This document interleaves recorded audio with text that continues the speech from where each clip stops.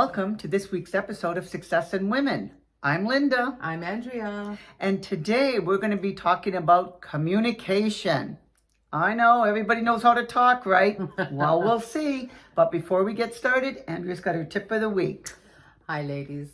Right now it's getting chilly out and we're starting to think about our sweaters and moving things around. And me personally, I've been taking some of my t-shirts and light summery tops off the hangers and folding them to get ready for Florida. Anyways, I do have some sweaters and I know my daughters do, and they're hard to hang sometimes because they either have the long neck or they're heavy.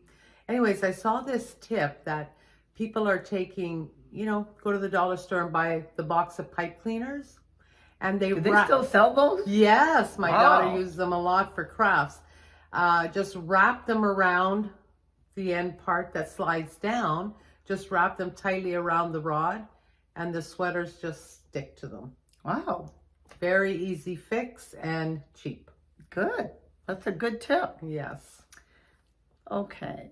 The reason we're talking about communication and interpretation is because a lot of times what I said or what we said isn't necessarily what you heard. And this goes on with a lot of stuff.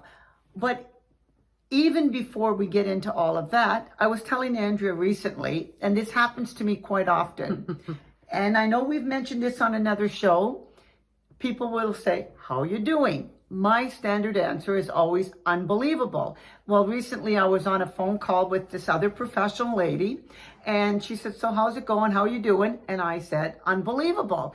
And she said, "Well, is that good or bad?" Because the word unbelievable could mean either way. And it really depends on the tone that you say that. So of course I said, well, the fact that I could say I'm unbelievable should give you the answer. And she goes, "Oh yeah, right." But I get it. People Yes. are programmed to hear unbelievable as As a something negative. Like it's like if something goes wrong or you went to some function and somebody said, "How did it go?" "Oh, it was unbelievable." And I said, "Well, what do you mean?" Right away you think, it was bad, it was terrible. Whereas if say I was answering that question, I would say, "Oh, it was amazing, it was awesome." That's more my go-to wording. And that's the thing. Everybody has different ideas of what certain things mean. So interesting you say that, because it's not that I'm trying to, I'll say, fool around with people's thought when it comes to that word. And you're absolutely right. People automatically assume that unbelievable means that something bad has happened. But back in 1991, when I took a course, and this is with Tom Hopkins, he's an amazing sales trainer, and he said the reason you do that is because most people are going to think it's bad.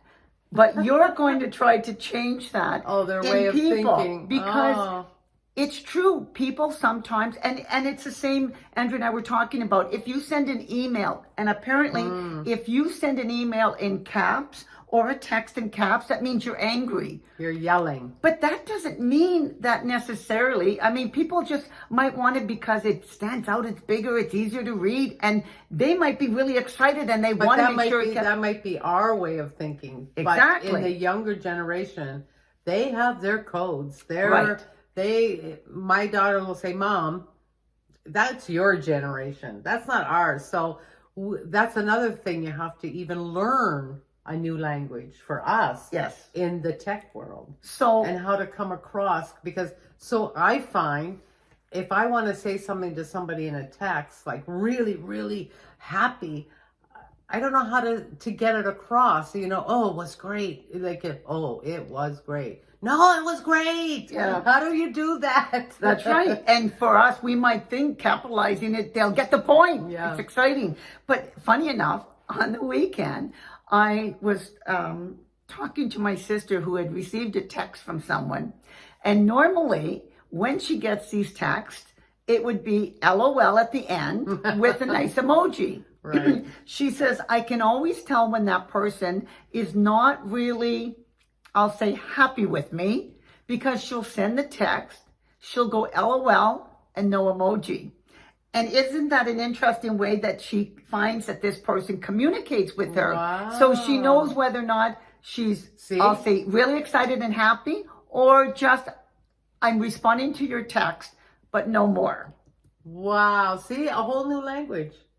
Whole new language. Wow, that's and hilarious. I find that, so as much as I'm not trying to trip you up, I really am. When I say unbelievable, I'm excited and happy to be able to say I'm unbelievable. So don't ever think of it as a negative. And why do people automatically want to go to the negative instead of the positive? Why don't they think about the glass being half full? Oh my goodness. Listen, I've said that over many, many years when, we've had different family come from different backgrounds and trying to help them. And I always, somebody might say, well, that's nice, they'll learn a different way. But what's funny enough is usually my kids end up with the negative, learning the negative, rather than that person learning a positive way of living. You know what I'm saying? Like it's weird. Say like driving. My husband has very bad driving habits. Mine are all very good, right? And I have learned some of your good habits. I have to admit, I'm a better driver because of you. Oh, thank you. And I always say that to my kids because they'll do this. I say, why are you doing that? Well, that's what Dad does. I said, why do you pick up on the bad stuff? Why didn't you pick up on my good stuff?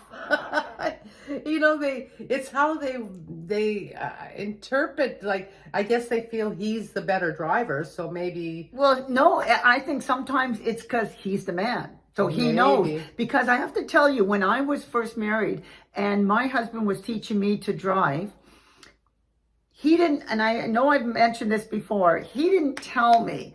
Now, not everybody has common sense in every area of their life. And I have to tell you, I didn't. I was young, I was learning, and I thought my husband knew. He was a licensed driver. So he says, it's okay to go a little bit faster than the speed limit. Not a problem. Especially if you keep it under 10 miles an hour. Back then it was still miles. Anyway, so now I have to go for my road test. Oh boy. And I'm going a little fast. Oh no. And the instructor goes, speed kills. Oh. And that's when I knew I had flunked my driver's test.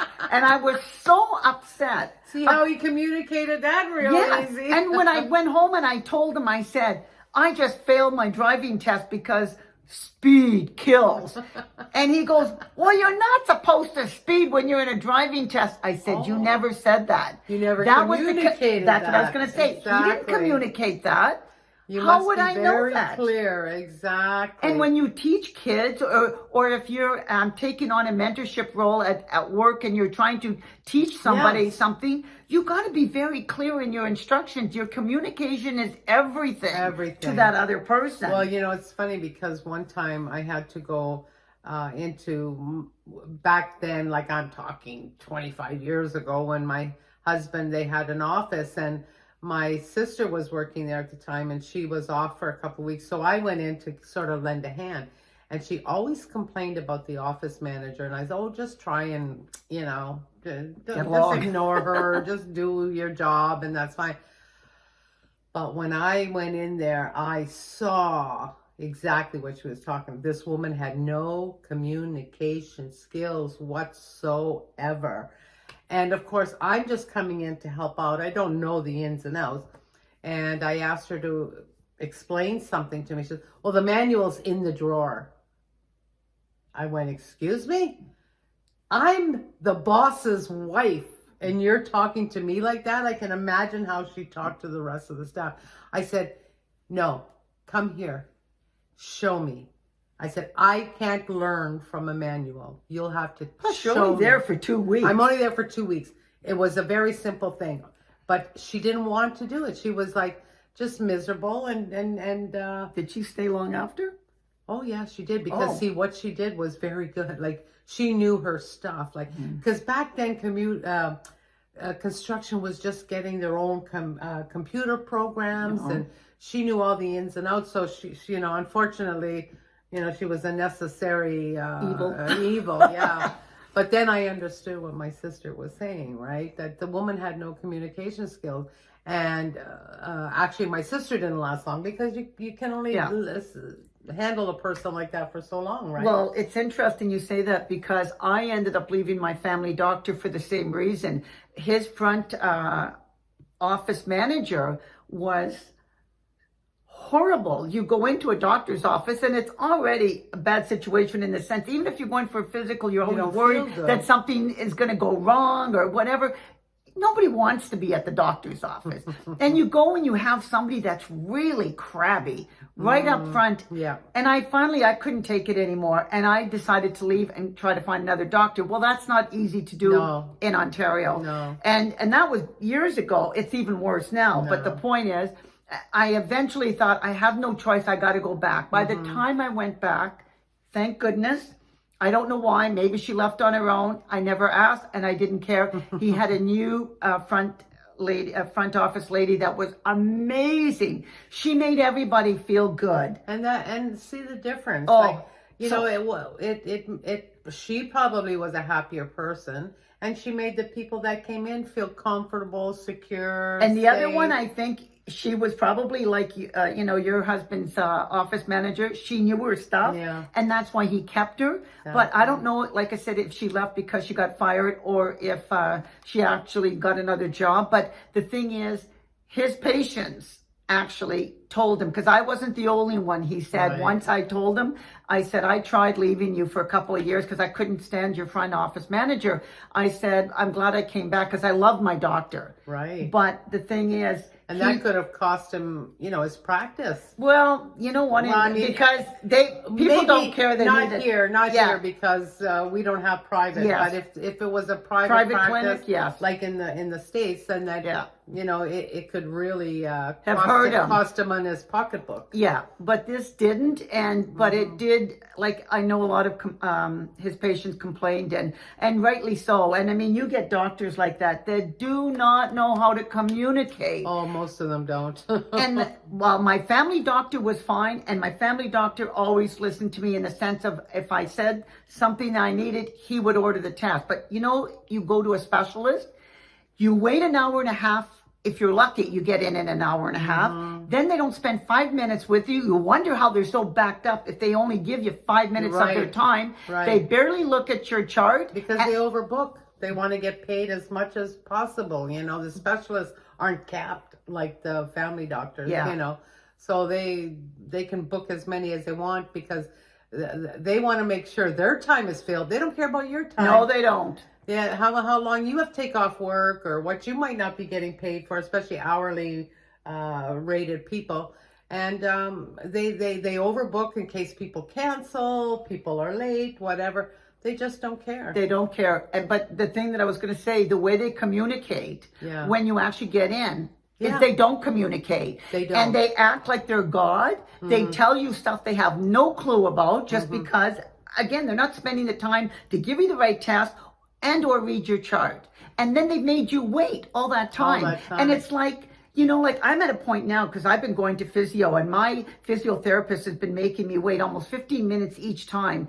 And I'm like, my time is valuable too. I've got things to do with my time. Who am I billing now for this time that you're making me wait? Right. And a matter of fact, at least I think there was a commercial though that just came on. Oh yeah. Yes, I was at my sister's place recently, and there was this commercial. Believe it or not, there's a whole waiting room full of doctors. People. And in the end, they're all doctors, and it says the patient will see you now. Yeah. Because the doctors have to understand we have value for our time as much as they do. And there should be a line, like you're saying, like you're a therapist. He should at least text you and say, listen, I'm running late. Yes. So that you don't rush. A lot of people could get in an accident or something, you could, miss something. You've given up, say, time with your child for a reason because you got to get to your appointment. And then you sit there and you wait. There's nothing more frustrating. And then you get frustrated. Yes. And like you'll see signs. that'll say, no abusive, don't abuse Yeah. our, Yes, our staff. Our staff. Well, I wonder why they have to put that sign there in the first That's place. right. That's Why? a good point. Because people get frustrated, and especially if you're sitting there in pain, Yeah. and you're waiting, and you've just, like I said, almost gotten an accident, and got mad at somebody because they took your parking spot, and so it's all like communication makes all the difference. All the difference. To make a good day, when I get in, he says, "Oh, well, the other client was late," and I'm like, "Well, wait a minute. So why should that cut into my time? Right. Because the other one, if they come late, they have less of a session." That's right. They should say, "Well, your time is That's up." Just right. like I see on those shows when you go to see a psychiatrist, the bell goes off. Yeah. Bye, see ya. See ya. It doesn't matter where they are in the conversation. Exactly. We'll see you next week. See you next week. And that's the way it should be. Yeah. I know. But how you communicate will make the difference on, like, if he had really just said, "Listen, I really am sorry, this won't happen again. My patient was late. They got lost," something just to make me feel like I was important. And you know what I mean? He felt bad. But it wasn't that he felt bad. It was like, well, somebody else said I'm late, so, he's going to put everybody else late. And I'm like, and I told him, I said, because that's the way it's always been, and it's always going, nobody speaks up and says, "Excuse me, this is not okay." And, I'm getting more frustrated as I get older. And, exactly. I went into an appointment with my daughter for her thyroid, and we walk in, same thing. We waited, maybe not too long. But, she's, something's not right with the medication. We want to get it right. Adjusted. And she's telling him that things are not right. Now, here he is sitting at his desk with the computer in front of him. His back is to us. So he's done this on purpose, set up his office so that he's sitting with his back to the patient. Now, he can see the chart, whatever. And he's going, "Well, everything looks fine." He's talking, mumbling. I went, "Oh, I thought I was going to lose that." I said, "Excuse me." And he turned around and I said, "Could you look at us? Because we don't hear you mumbling to the computer." Yep.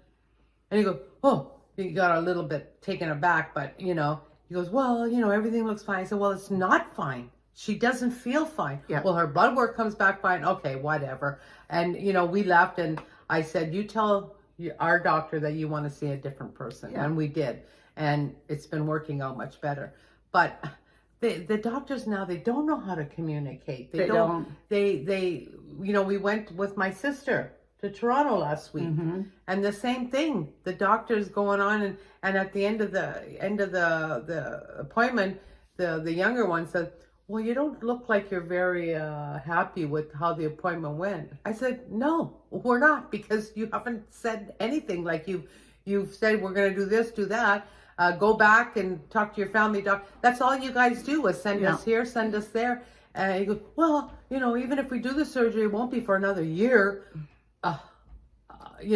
But the only reason why he said that was because I forced him to feel like, he had to say more. Yeah. And like, they just don't know how to communicate with people anymore, because we're accepting their behavior. Yes. And waiting. Well, you hear people say all the time, "Oh, I don't want to go to Emerge because I'll be sitting there for 12, 24 hours. We already know, because we're accepting it. Yeah. I don't know what to do about it, but I know, like, my cousin in Chicago, when she went in Florida that time, and she was sitting there for maybe 2 hours or so. She finally got up and said, "I'm leaving." And the nurse goes, "What? Where are you going?" She says, "I'm not sitting here anymore waiting. So if something happens, you'll be hearing from my lawyer." Yeah. And she walked out. Now, that's in the States, and you can do that. But what's interesting that you mentioned that, because when I went to the physiotherapist, and again, this was the first appointment, and I looked at my watch and I told the receptionist, "I'm sorry, but in 2 minutes, if I'm not in, that's a 15-minute wait." I said, "That's as long as I'm giving him." So she went back and told him. All of a sudden, he ended his appointment and he came out. Oh, and see? I'm like, so I have to communicate that kind of, language for them to take some action. They have to know that we're not going to tolerate all this insult. Like, to me, it's an insult. They don't respect your time. That's what it is. They feel that they're entitled to do that. Well, no, it's not okay. It's not okay. Everybody has responsibilities in life. People have jobs. They have a timetable that they're set to, and other people should respect that. If you say I have an appointment at 10 o'clock, okay, 5 after 10, maybe 7 after 10, but 15 after 10, no, that's 15 minutes out of my time. Yeah, my And if dentist it's would gonna never be do like that. come out and say, Yeah. the nurse could come out and say, I'm sorry, they're running a little behind. You know, if you want to go get a coffee, or then that's another thing. Maybe while I'm sitting there waiting, Yeah. I could go out and make a phone call. Yes. Because I don't know when that doctor or that nurse or whatever is going to walk out the door and call my name. But just be honest, be communicate. Yeah. But they don't, because we let them get away with it. And you see, that's the same thing when you're in the work environment. Okay, if there's something that's not right, communicate it to the people of, that are up there, the people of B kind of thing. Because I know at one point I had a problem and I had gone to my boss. He said he would take care of it. He did nothing. So I went above him to his boss. Things got done very quickly. So all of a sudden, my boss decided to communicate with me. He said, I told you I would take care of it. I said, well, you didn't. And I said, this is my livelihood. Yes. And if you're not going to do it, I'm going to go above. But I went to you first. Yes.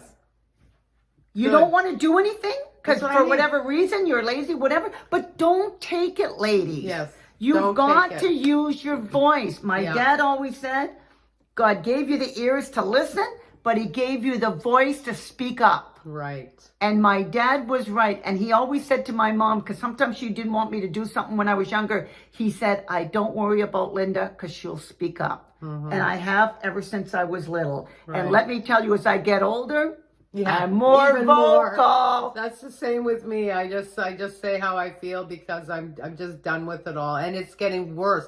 And maybe that's why, because it is getting worse. Yes. Well, People aren't communicating anymore. Yeah, they're not, and it's all texting, text emails, and email. Yep. And I always say, is there any phones? Can anybody pick up a phone and talk? No. Nope, not anymore. And you don't we're know the losing. tone. We're the We're tone. losing Yeah. the tone now. Yes. Because at least over the phone or in person, you can hear in the voice inflection, are they angry or are they happy? Yes. Yeah. I'm really good.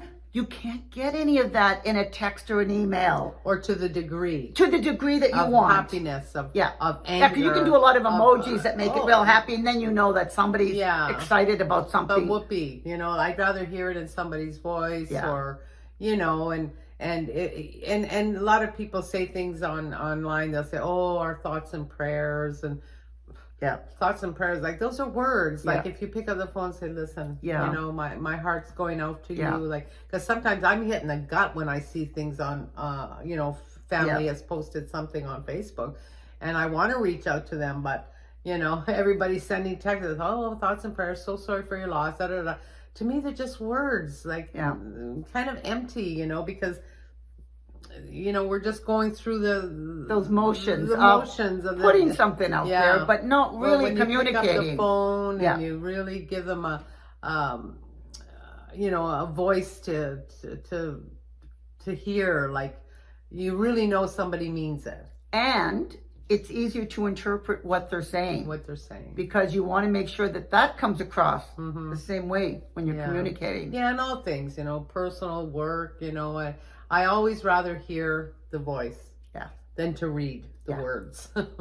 Anyway, so that's our episode this week on communication. We hope that you've learned something about the way you say things because it does make a difference. It does. So until next week, we hope you Like, share. and please subscribe. Women helping women, remember, we're trying to get those numbers up. So the 2 thumbs up.